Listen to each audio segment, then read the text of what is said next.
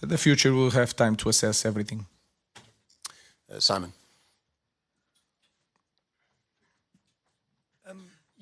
You've spoken a lot about the lack of goals. Do you regret not doing something in January to try and change that? Do you still believe in the players to deliver goals? Because it looks like you're just never going to score. There were some times that we didn't create situations. Now is not that time. We are creating situations. If you look at the opportunities that we had, it's different players, so it's not a problem of one guy. We are not scoring goals. The goalkeeper did a great job. So of course I'm confident in my players. It is my job to improve my players, and to arrive in January to make a lot of changes was not possible because all the problems that we have to deal with that. And then I had to assess the team. So the problem is not just one player. We are missing chances with all the players. Samuel. Ruben, Alejandro Garnacho did more in his first couple of minutes than Mason Mount did in 70-odd minutes. I appreciate selection calls can be tricky, but looking ahead, do you think you've got to be a bit more proactive with your style of play rather than more pragmatic? What do you mean? Well, it feels like Garnacho is more of a goal threat, and I mean, obviously, as I said, it's difficult with selection calls, but he comes on. He has an opportunity. Mason Mount wasn't really involved in. How many times we had this conversation? It was the opposite. Some players that come in, like Mason Mount against Bilbao, change the game. So now is easy to say who missed the big opportunity in the first half against Bilbao. Yeah, it was Garnacho. Football is like that. Of course, now it's easy for us to talk about the lot of views. I just look at the game and try to manage things to improve the team and try to win games. So you can see it both ways. So I remember everything about the past. So it's easy for me to respond to that question. We'll take one on this side here. Okay, but the gentleman at the front, yeah. Sim, boa noite. Pedro Neves de Sousa, CMTV. Eu pedia-lhe uma palavra para Ask the question in either English, Spanish or Basque, please. Em português? No, we only have translations for English, Spanish or Basque. So can you ask it in one of those three languages, please? What do you say to Portuguese people at the moment? And if you want to buy Gyökeres for the next season? I have to speak for our fans, for English people, and for our supporters of Manchester United. So I have nothing to say to the Portuguese people in this moment. I just have to share the pain with our fans. They deserve better. We try everything. About the future, we will see what we are going to do. Dave. Last week you weren't sure whether United were better off in the Champions League or out of the Champions League next season. Obviously now you're not in the Champions League. What impact will that have on you, the players, the club, the whole bigger picture for the club going forward next season? No, we have two plans, even for the market, and we need to understand that it's tough for a club like ours not to be in the Champions League, but we have to use the other side. So if we have more time, to think, to work on during the week, and to be better in Premier League. That will be our focus. Bob. Hi, Ruben. I appreciate that you don't want to talk about the future, but the season has been quite poor. Obviously, the fans have come here and seen another quite poor performance. Is there anything that you can say to the fans to give them optimism that things are going to be better in the future, starting with next season? I think I was always really honest with you guys. We didn't perform perfect today, but we were better than the opponent, and the opponent also play. In the second half, we try everything with the center defenders, with the players wide, the crosses, go inside the box. So I think I'm really honest with you guys. So I expect the same. And there are some days that I said that we were really poor. I think today was not the day. We were not perfect. We have a lot to improve, but I think I'm always honest with you guys. Jamie. Ruben, when you came in, United were 7 points off a Champions League berth. You're now 27 off fifth, which is obviously a Champions League berth. I mean, very politely, you cannot be happy with that. It's a failure, surely, of yourself and the people who employed you. So how can you be confident that you can turn it around? Because you've had 3/4 of a season, you've just lost this final. I've just given you the statistic about how far you are off a Champions League berth. We have to see. We have to see. We have to see. And I know everything that you did. I said it before you. So we have to see. In this moment, is really. I'm not going to be here defending myself. It's not my style. I cannot do it. Is really hard for me. So I have nothing to show to the fans and say I'm going to improve because of this. I had these problems. I will not do nothing. So in this moment is a little bit of faith. So let's see. And like I said in before coming here in the flash, I'm always open. If the board and the fans feel that I'm not the right guy, I will go in the next day without any conversation about compensation. But I will not quit again. I'm really confident on my job. And as you can see, I will not change nothing in the way I do things. Last question, Alex.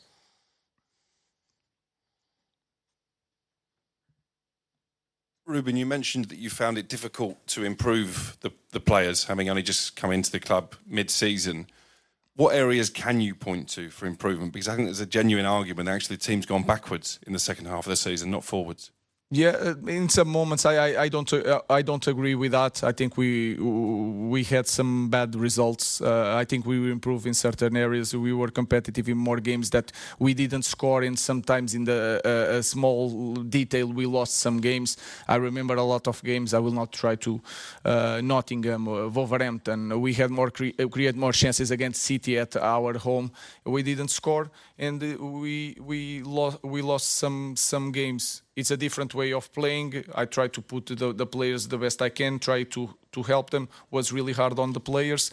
But I also understand, I'm a young guy, but I also understand that if we had in the chances that we had in the second half, if we managed to score one, the game should be different. And our press conference should be so much different. So I have to deal with that. I understand. I have nothing to show to our fans. I am really honest with that. But again, I will continue to do the things the way I know. Thank you. Thank you. Thank you very much. We'll be back shortly with the Tottenham Hotspur press conferences. Welcome to the post-match press conference of the winning 2025 UEFA Europa League coach Ange Postecoglou. Thank you. Thank you. Ali, let's start us off. Congratulations, Ange. I mean, you've told these players throughout they were going to do something special this season. How does it feel to see that realised?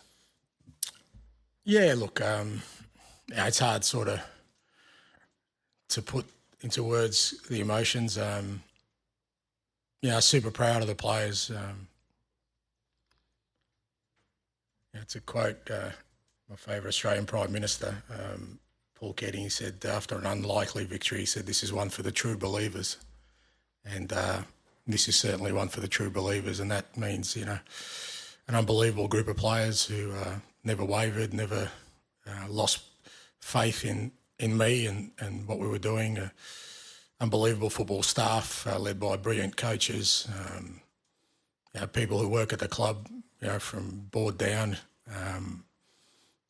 whether that's Lily Whitehouse or at the training ground, and supporters. I know people think I've got this sort of fractious relationship, but every supporter I ever bumped into was just so kind in reassuring me that,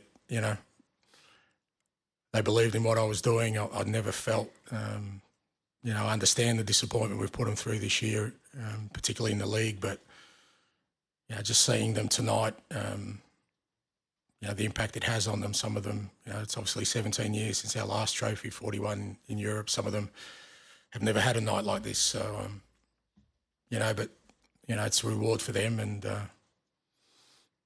finally to my beautiful wife and my boys and my family, my friends who, they're all my inspiration because I'm kind of the front man. It's easy for me to sort of take on the responsibility. But they've got no choice but to come along for the ride, and just seeing them out there now on the pitch, smiling faces, couldn't be happier.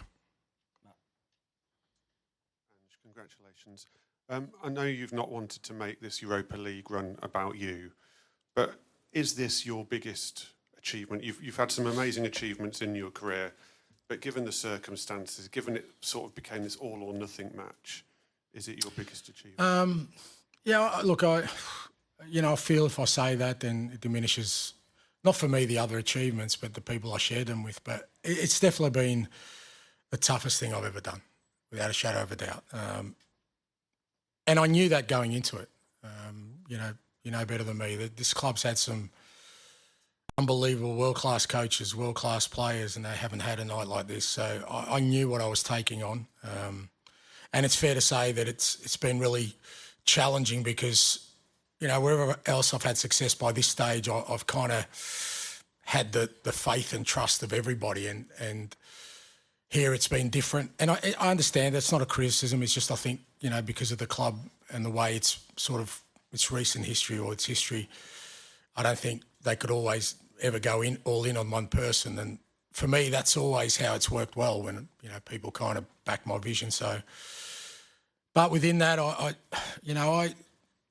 think when we got to sort of the end of January, the end of the transfer window, and I kind of assessed our situation, I just made a decision there and then that this was the trophy we were going to go for. And, it probably was at odds with what other people at the club sort of believed at the time we should do. And that's understandable. But I just really believed we could win. We could win this. And sort of everything we've done since then, everything we've done at training, everything we've done in terms of the games, the teams I've selected is about making sure when these games came around, the Europa games, that we're in the best possible condition to tackle them. And that's come at a cost for sure in the league, and I've got to take the responsibility for that. But I just felt like the end game of winning something was more important, and it was the only way I was going to do it.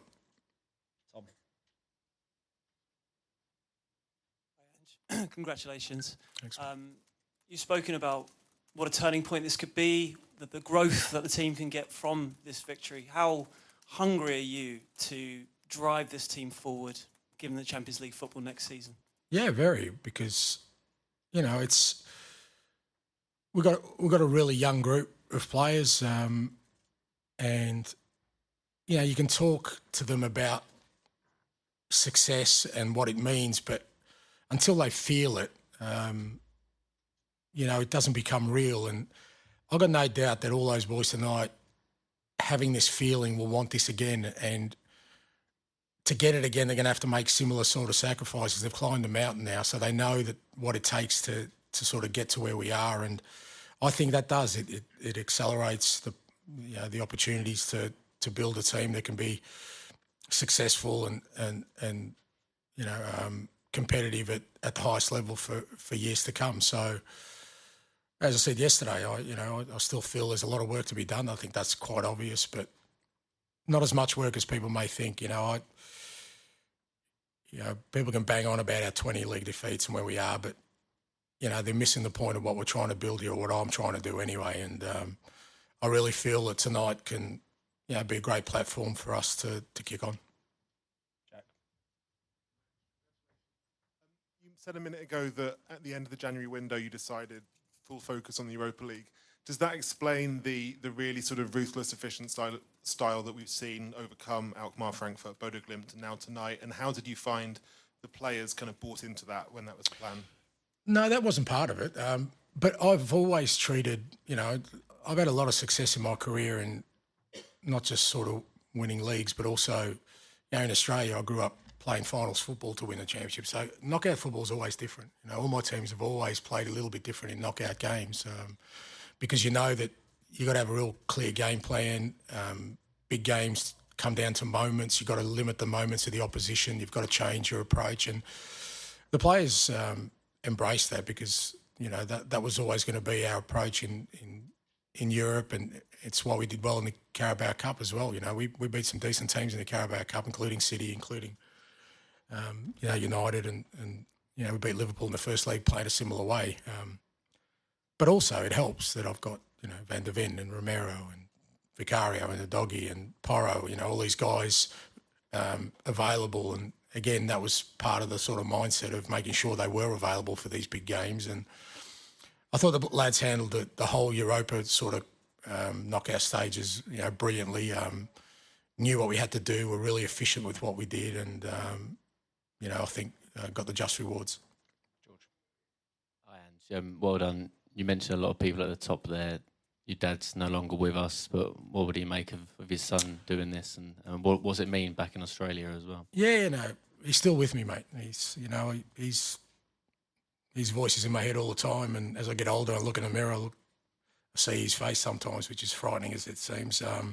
He's with me all the time, mate. My dear mum's in Greece with my sister and my nephews. I'm sure they're over the moon. And it's massive in Australia and in Greece. I've got family in both countries and friends in both countries, and they've been along for the journey the whole way. And it's hard because I'm big enough and ugly enough to take whatever comes my way, but they get hurt when people sort of come at me and they pay the price, particularly, those closest to me, my beautiful family and my friends, and, they want to defend me. And, I keep telling them it's a small price to pay when you have nights like this. And I've been fortunate. I've had plenty of nights like this, and just seeing them tonight. And I know everyone in Australia, they would have got up early in the morning. They'll be buzzing, and people in Greece, and more importantly, the people here with me. It's another special night we share together.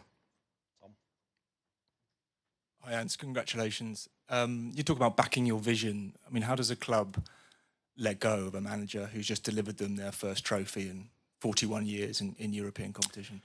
Look, I think I said yesterday, I'm pretty kind of, not relaxed is not the word, because I'd be disappointed if we couldn't continue on this path.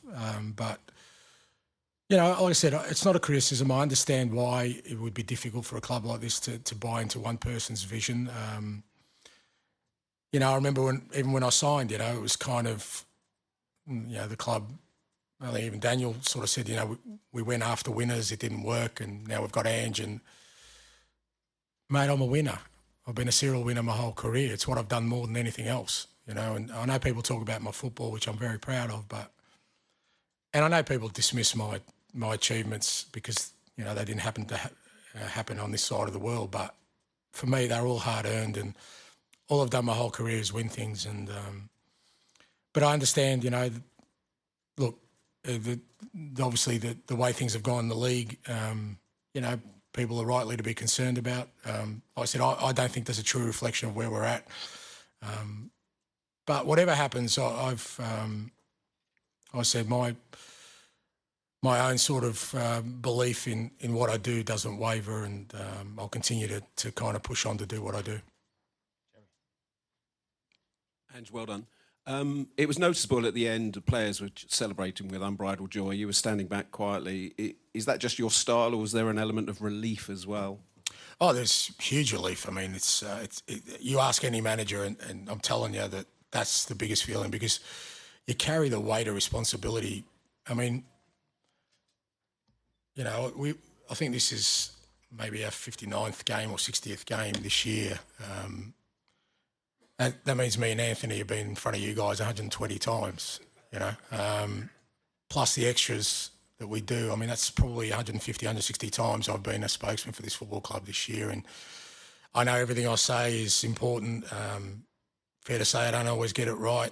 So all that kind of responsibility weighs on your shoulders. And so it is. It's relief, but also I'm a lot older than those guys, mate. And I've learned to understand that what makes nights like these memorable is to remember them. So I kind of stand back and just watch everyone else enjoy it, and that's all I need.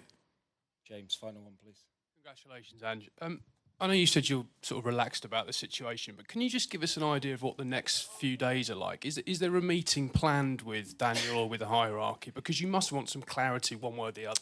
No planned meetings. I haven't had any discussions. No one's spoken to me about anything. Maybe they felt like they don't need to, or they were waiting for this game. Look, what I do know is that I'm going to go back to my hotel room,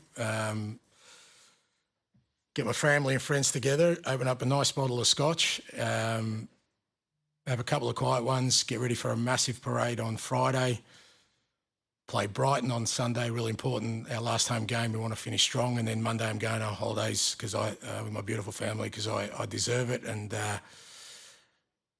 que sera, sera. Thank you very much. Thank you. Thank you. In the middle here, please. Good evening. Congratulations on the winning of the title. You've achieved something that some of the Tottenham players have never experienced. How do you feel now? And do you appreciate it? Or what do you have in your mind right now? Yeah, unbelievable feeling, of course. It's been a tough season for all of us. In the league, we didn't perform really well. Everybody was, of course, doubting us. But I think we all proved them wrong. And yeah, today we're here, we're lifting the trophy, and we made some history for the club. So yeah, that's of course an unbelievable feeling. Has the manager been a key part of that?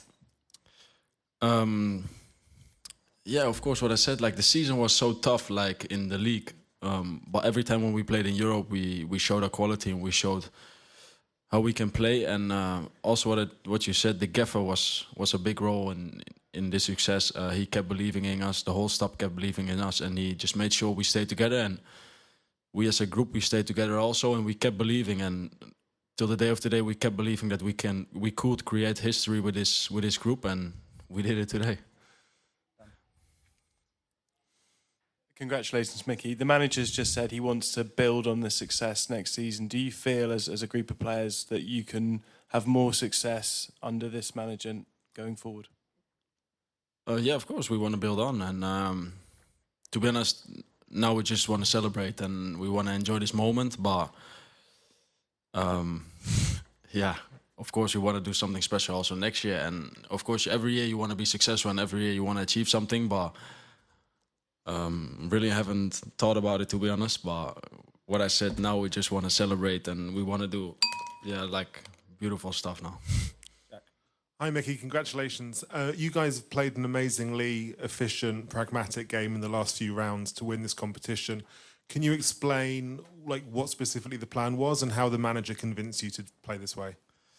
Of course, you have a plan beforehand, but everybody changed because, yeah, of course, you can say what you expect from the game, but the game is always going to be different. So we wanted to play our own game, and you saw the first half, they created some chances, we created some chances. The game was, I think, a bit 50-50, and we scored our goal. And then the second half, of course, they pressed us more backwards. I think that's normal also when you're 1-0 up and they needed to score. And I think we defended it really well. Yeah, I have to think about like the header from Shaw and then the header from Højlund. But I think we defended it really well. And yeah, we kept the clean sheet again. Like what you said also in the last couple of games in Europe, we proved everybody that we are a really good side. And we played so well the last, of course, like the AZ Alkmaar game away was a tough game, but all the other games we performed so well and we showed everybody that what we could do, and we did the same today in the final.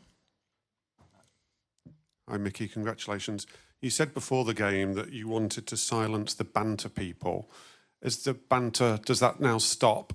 And are Tottenham now no longer a banter club? Probably they will continue, but I don't care anymore. We proved them wrong, and we won a trophy, so they can say whatever they want. And we lifted that trophy today, and that's the most important for us and for the fans and also for the club. Congratulations, Mickey. Can you talk us through that goal line clearance? That looked painful as well. I can tell you it was painful also. I think Vic came out and the ball bounced on his head. I don't know how, to be honest, but the ball came to Højlund and I was like, I need to go to the goal line because if he had it over Vic, then it's going to be a goal. And I saw the ball coming, and to be honest, the ball was high and I was like, I don't know how I'm going to do this. But I just tried everything I could, and yeah, I saved it. And it was all worth it because we kept the clean sheet. Some back issues afterwards, but it's all worth it. George, final question, please. Hi, Mickey. Congratulations. The manager said back in September he always wins things in his second season, and he still believes he can. Kind of now that you've actually done it, what did the squad kind of make of that at the time, and did that give you belief sort of during this run that if he can say that out in public, we can definitely do it? Yeah, the gaffer said this, and I think he proved he's done it. So he won again something in his second year, and everybody that was doubting him, everybody that was doubting us, we all proved them wrong this year. And of course, it was a really tough season in the league. We didn't perform well, and it was really poor from our side. Of course, I can say that. I can't say something else than that. But in the league, in Europe, we did so well. And to be honest, I'm really happy that he said I win always things in my second year. We made sure he could keep saying this. So we're happy for him. We're happy for the team, and yeah, that's it. Thank you very much. Thank you very much, everyone. That concludes tonight's press conferences. Congratulations once again to Tottenham.